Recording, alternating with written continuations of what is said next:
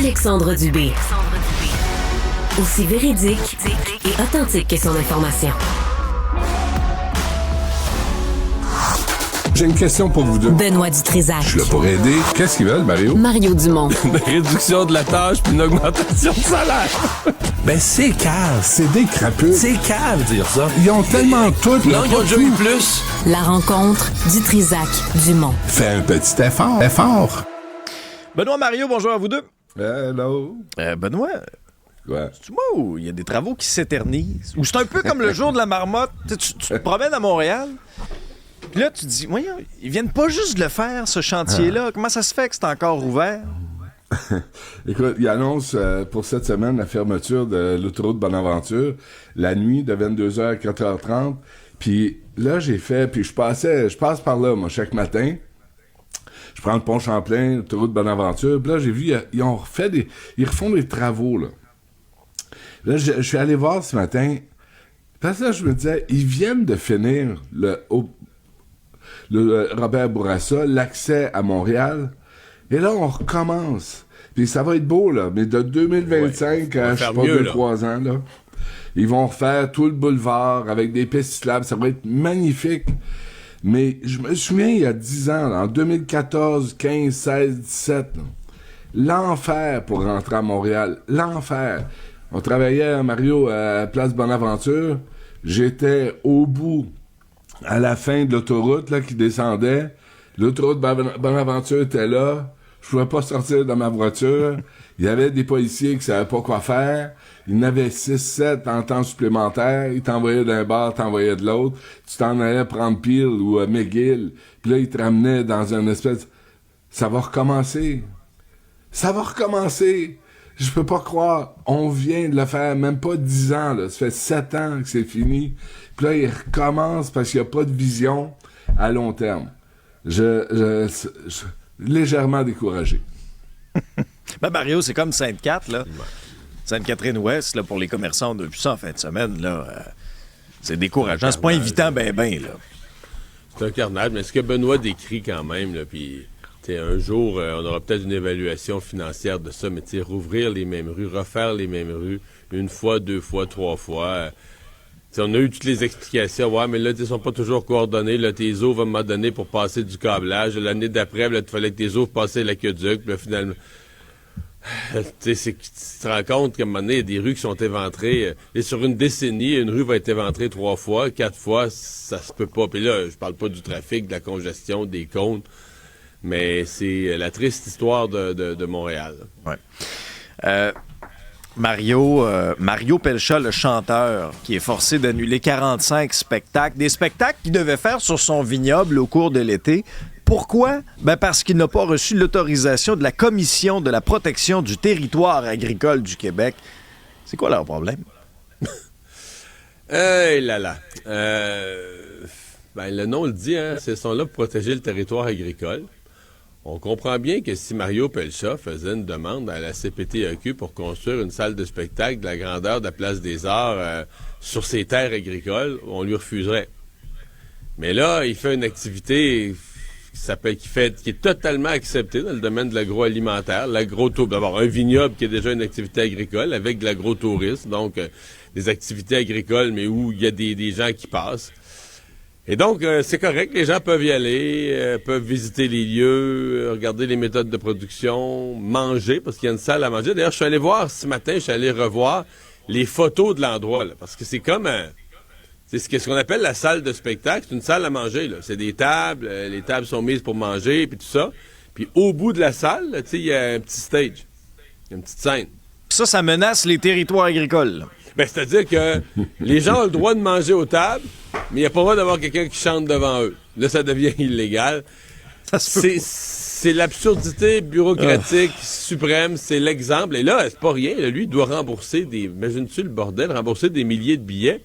Et c'est qu'à un moment donné, probablement que la grande majorité de ces gens-là iront tout simplement pas au vignoble, parce qu'on oublie que c'est aussi le défi des vignobles. Il n'y a pas beaucoup de vignobles qui sont au coin Sainte-Catherine-Peel. sont dans des rangs. Lui est à Saint-Joseph-du-Lac. On a d'autres choses Ils sont aussi, à la campagne. Mais même là, tu veux pas y aller, Mario. Oui, non, mais il faut attirer le monde. Oui, je sais. Il faut attirer les gens. Donc, quand tu as un produit d'appel comme ça, un concert, ben, les gens vont visiter le vignoble, acheter une coupe de bouteilles et prendre leur pas. Désolant. Il y a quelque chose de bolchevique là-dedans, là. D'intransigeants, de baveux, des fonctionnaires. Là, ils sont pas allés voir, hein, si on comprend bien, là, sauf erreur. Ils disent, on a 7 inspecteurs, il y a eu une plainte. Une plainte. Et là, il y a combien? 35 jobs? Tu sais, il y a quelque chose, là, de figé. Paul Saint-Pierre Plamondon, on va en parler dans un instant, là, peut bien parler du budget, puis des milliards, puis de...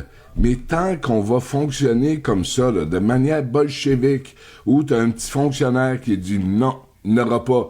Puis là, ce qu'on lit, c'est que Pelcha a essayé d'appeler, de négocier, intransigeant. Si tu continues, on va aller en cour supérieure, on va te poursuivre. Êtes-vous des malades? Êtes-vous des malades mentales? Là, tu veux protéger le territoire. Est-ce qu'on peut faire la promotion du territoire? Il n'y a pas mieux que ça, là. La promotion de nos produits québécois, nos talents québécois. Puis là, t'as une couple de petits fonctionnaires frustrés, bolcheviques, qui arrivent, là, puis qui disent non, ça se fera pas. Là, il est temps que le ministre s'en mêle. Le ministre les convoque, puis dit là, vous allez être raisonnable. Là, on va parler avec notre tête. Puis quand il y a des projets comme ça, là, vous allez mettre un peu de flexibilité dans votre jugement, qui vous manque de toute évidence. Parce que ça, c'est important pour notre culture. C'est important pour notre économie. Puis c'est pas des petits bolcheviques fonctionnaires qui vont décider. Mais là, encore faut-il que le gouvernement Legault décide de sortir de son bureau puis dire « Ah oui, la population, il se passe quelque chose. » Parce qu'on a fait, nous, une capsule là, du nombre d'élus caquistes qui ne parlent pas aux gens, qui veulent pas parler aux gens. Ben là, il est temps qu'ils descendent de leur piédestal parce qu'ils sont à 22% d'intention de vote et qu'ils constatent la politique, c'est d'aider les gens. Mario Pelcha a besoin d'aide. Mais ce qui est profond dans ce cas-ci, quand même, c'est que on est au cœur, moi, à mon avis, on est au cœur des raisons pour lesquelles la CAQ a été élue. C'est-à-dire que, tu sais, ça, là, ça arrive, l'événement du vignoble de Mario Pelcha arrive après 6 ans de la CAQ au pouvoir. Ouais. Reportons-nous en 2018. Puis moi, j'essaie toujours de ramener les élections à des choses simples. L'électeur québécois vote pour la CAQ, pourquoi? Nationaliste, oui, là, tu sais, je pense la langue, tout ça, correct. Mais aussi, on met au pouvoir quelque chose d'autre. Du monde qui vient de la PME, beaucoup plus des candidats, ils viennent de la PME, des entreprises. Oui. Puis là, ils vont faire marcher ça, le gouvernement. De l'efficacité, puis là... Et je pense que l'électeur, instinctivement, on se dit, mais toutes ces affaires tatillonnes, toutes ces embûches, ces enfarges à ceux qui essaient de développer l'économie, de partir des petites entreprises, ils devraient enlever, ils devraient en débarquer. Puis, bon, est-ce que c'est parce qu'ils s'en sont pas bien occupés ou est-ce que c'est juste que la machine est trop grosse, ça se mène d'elle-même, peu importe qui va gouverner, ils ont même plus la capacité de la contrôler. Je sais pas c'est quoi la réponse. Mais moi, ça accroît ma déception. Là. Ça accroît ma déception. Ouais. On a justement un gouvernement qui devait changer ça, qui devait changer ce genre proactif. Proactif. Puis il y en a combien des entreprises, là? Puis il y en a combien des Mario Pelcha? Puis Mario Pelcha a une notoriété, il l'exprime sur la place publique. Il y en a combien des propriétaires de PME comme Mario Pelcha qui se font mettre des bâtons dans les roues par la machine? Je regardais là ces images, ça a l'air d'être très bien aménagé, des belles infrastructures.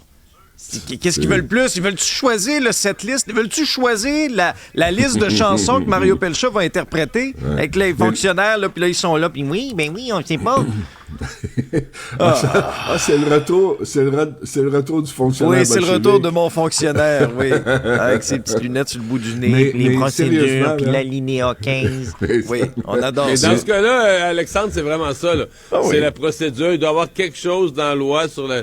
Semble-t-il que la Commission de protection du territoire agricole, dans les activités autorisées, là, tu peux faire venir des gens, les faire visiter, leur servir un repas. Mais si quelqu'un monte... Chante pas! Que je te vois pleurer dans la pluie! Chante pas! Là, ils vont sortir les mouches. Mais là, une fois que la nouvelle est sortie, là, une fois qu'on constate l'aberration de la décision, est-ce qu'il y a quelqu'un au gouvernement Legault qui va secouer les puces, qui va prendre ça en main, qui va faire un appel, qui va convoquer le petit fonctionnaire bolchevique? Benoît, non, je pense qu'ils n'ont pas le droit, là. C'est un tribunal, là. Non, c'est un tribunal. C'est un tribunal administratif. Ce serait de l'ingérence politique dans... Je suis curieux de voir. Il aurait fallu qu'ils changent la règle. Non, mais il aurait fallu qu'ils changent la règle avant. Là, je pense que si le gouvernement intervenait, il faudrait voir. Mais c'est de l'ingérence. Là, le ministre qui toucherait à ça serait obligé de démissionner. Ben, sais-tu quoi? De l'ingérence, ça signifierait de l'action. Fait qu'il y a personne qui va le reprocher. Oui, il fait de l'ingérence. Mais là, qu'on ait du bon sens un peu, là. Il y a des jobs en jeu, il y a des produits québécois en jeu, du tourisme en jeu. Il disait des gens de la France, du Nouveau-Brunswick qui viennent au Québec, ben, qu'en fasse de l'ingérence. Qu'on arrête de faire mal au cul des mouches, puis qu'on décide d'agir. Mario, j'essaie d'être poétique ce matin. Ah oui, non, c'est réussi, c'est très poétique. Mario, le Parti québécois qui lance une nouvelle campagne publicitaire pour promouvoir l'indépendance du Québec. Une campagne en français, mais in English également. Est-ce qu'on dit la même chose? Oui, essentiellement, on dit la même chose. Okay. Moi, je trouve ça habile de l'envoyer en anglais, pas tellement parce que je pense pas que chez les anglophones, tu vas voir la souveraineté monter en flèche. Mais tu sais, ça fait jaser, ça montre que c'est pour tout le monde, tu sais, la souveraineté, puis que toi, de toute façon, Paul Saint-Pierre Plamondon, comme la plupart des chefs du PQ avant, parle très bien anglais. Donc, il n'y a pas d'enjeu. Moi, j'ai trouvé ça très, très correct. C'est plus... Le bout qui m'accroche, moi, qui m'écorche l'oreille, tu sais, moi, je suis très enclin à entendre parler de la souveraineté. Je pense, par exemple, quand on dit qu'un Québec souverain serait pas en danger économiquement, serait viable financièrement, économiquement, ben c'est une évidence. Je veux dire, il y a bien un paquet de pays sur Terre très riches qui ont moins de population, moins de PIB que le Québec. Mais c'est quand on dit qu'on paye 82 milliards à Ottawa pour qu'on soit rien en retour. J'aime pas ça, l'argumentaire qui tient pas la route, là, qui est pas vrai. Et dans ce cas-là, ben, c'est pas vrai. T'sais, je veux dire, bon, je suis le premier à dire on n'en a peut-être pas pour notre argent parce que le gouvernement fédéral est très inefficace, mais là, est-ce qu'on en a pas toujours pour notre argent à Québec? Là, on vient de parler de la Convention de protection du territoire agricole. Mais tu sais, je veux dire, on paye 82 millions à Ottawa. D'abord, on a plein de retours au niveau des transferts en santé. On a des retours sous toutes sortes de formes, là, que ce soit les allocations familiales, les pensions de vieillesse. Et disons ça sans démagogie, c'était aussi ridicule quand le camp du non, les fédéralistes disaient « Ah ben là, si on fait la souveraineté, vous n'aurez plus de pension de vieillesse. » Ben non, on va payer tous nos impôts au Québec, et dire, le même argent va permettre de payer les mêmes pensions. Mais d'un bord et de l'autre, j'aime pas l'argumentaire quand ça me paraît, disons, pour être généreux, un raccourci intellectuel. Là. Mais en même temps, quand il parle de dédoublement, là, en santé, ça regarde pas le fédéral. En éducation, ça regarde pas le fédéral, tu sais, c'est ça aussi, il y a tellement d'imbroglio là-dedans, il y a tellement on envoie de l'argent, on retourne de l'argent, mais il y a tellement de fonctionnaires inutiles qui pognent un paquet de papier pour l'envoyer à un autre paquet de papier. Mais ça, c'est vrai. Il y a des dédoublements, puis si on s'engageait à les éliminer, on pourrait économiser quelques milliards. Là. Peut-être 3, 4, 5, pas 82. Là. Non, mais 1 milliard ici, 1 milliard... 1 milliard, ça gramouille. On se casse le cul pour des milliards. Là. On travaille fort pour des milliards. Mais rappelez-vous, mais il y aurait d'autres dépenses. Il faudrait investir pour défendre notre frontière, il faudrait investir dans notre propre armée. Tu sais, le point, c'est... Moi, je trouve ça, mais on va récupérer la portion québécoise des forces armées canadiennes. Ouais, là, il va falloir acheter des pièces pour réparer. L'équipement, la fine pointe de la technologie. Non, mais là-dessus, tu sais, tu fais des accords avec le reste du Canada. C'est niaiseux, tu sais, c'est pas compliqué. Est-ce que le fédéral est si performant avec l'argent qu'on leur envoie? Tu sais, il y a ça aussi, là, le niveau de gaspillage et d'incompétence au fédéral, c'est quelque chose. Ouais. Moi, ce qu'on m'a donné comme indication, c'est que Justin Trudeau veille là, à ce que notre argent soit bien dépensé. Oui, il travaille fort. Bon, ça, c'est bon. Mais en 2005, quand François Legault a fait son budget de l'an 1, je me souviens de lui avoir parlé, puis il avait gardé la TPS comme revenu. Ben, j'ai dit, ben non. Ben, ça gramouille, non. Là, on va pas être comme ça encore. On va être indépendant, mais vous allez nous mettre la TPS en plus de la TVQ. Alors, je sais pas si ici, cette étude-là fait la même chose. Est-ce qu'on va récupérer les taxes fédérales, les appliquer au Québec, puis on va être encore les plus taxés en Amérique du Nord? Et là, ça va nous prendre comme on dit bien en français, un break. Benoît, tu t'interroges dans l'épisode d'aujourd'hui. Est-ce qu'on doit se réjouir de la mort de Crapule? Est-ce qu'on a de la musique pour une capsule philosophique? Ah, peut-être. On va regarder, on va regarder dans le sous-sol si on a quelque chose. Ouais, non, ça c'est une musique d'ascenseur, Jean-François. Ouais, on va descendre dans l'autre boîte. C'est l'autre caisse, Jean-François, déjà, c'est les non, archives. mais c'est parce que je me disais, est-ce qu'on peut se réjouir de la mort de... Tu sais, hier, on parlait d'Ibrahim Raïssi, là, le boucher de Téhéran, qui a exécuté, on dit, 26 000 personnes, femmes et enfants. Il meurt dans un accident d'hélicoptère. Je cherche les larmes, tu sais, j'ai pas tellement de compassion. Là, c'est le tueur en série, Robert Pickton, accusé, mais qui dit avoir tué 49 femmes, les avoir nourries à ses cochons en Colombie-Britannique, qui a été poignardé, je pense, dans la tête par un autre détenu, un autre bon gars, c'est sûr. Mais Pickton, 74 ans, il va probablement mourir. Je me disais, est-ce que tu sais, Osama Ben Laden, notre ami Adolphe, là, tu dis, est-ce qu'on peut se réjouir de la mort de certaines crapules? Moi, oui, puis en même temps, j'ai un malaise parce qu'on s'abaisse à leur niveau quand on fait ça. Une question que je me posais ce matin. Mario? Ben, en fait, les principes inhérents à notre justice, c'est qu'on se réjouit pas de la mort des gens. À la limite, que ces gens-là soient arrêtés, jugés pour leurs crimes, c'est ce qu'on doit souhaiter.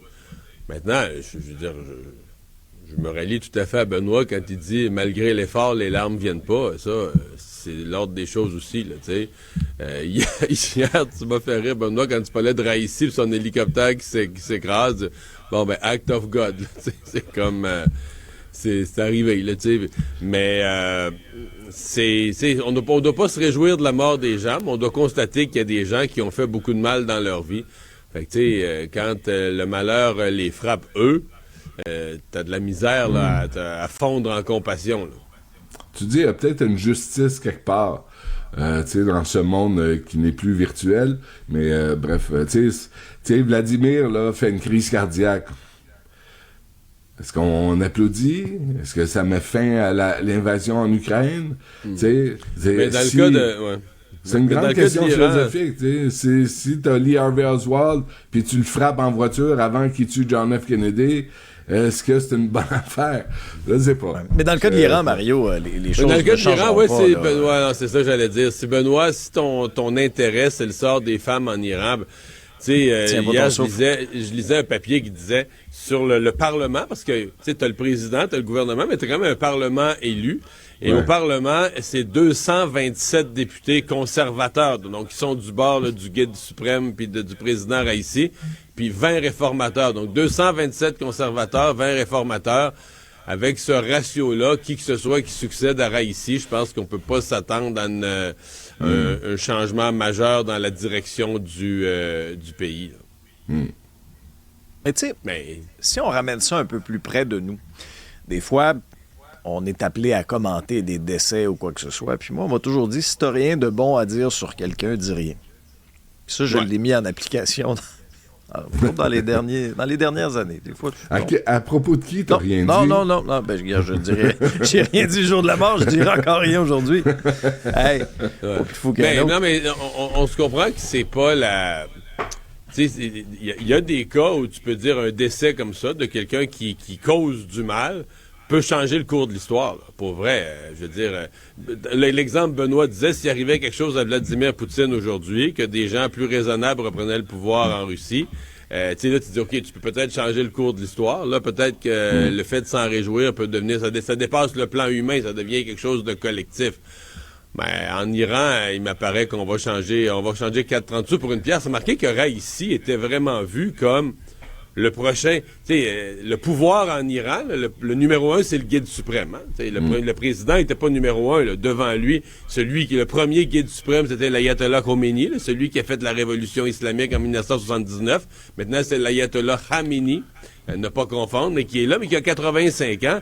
Et Raïssi était vu comme le successeur. Là, il portait toujours la cape religieuse, toujours le costume religieux, sortait jamais là, sans les... C'est un religieux, il est formé en religion. Donc toujours le sourire. Il s'en allait direct pour être le guide suprême, là, le vrai dirigeant du pays, là, un peu comme le roi. Sais-tu ce qui est pire? c'est que là, Raïssi vient de se rendre compte qu'au paradis, là, c'est pas 72 vierges, mais c'est une vierge de 72 ans. Alors là, il va avoir une méchante surprise en arrivant là.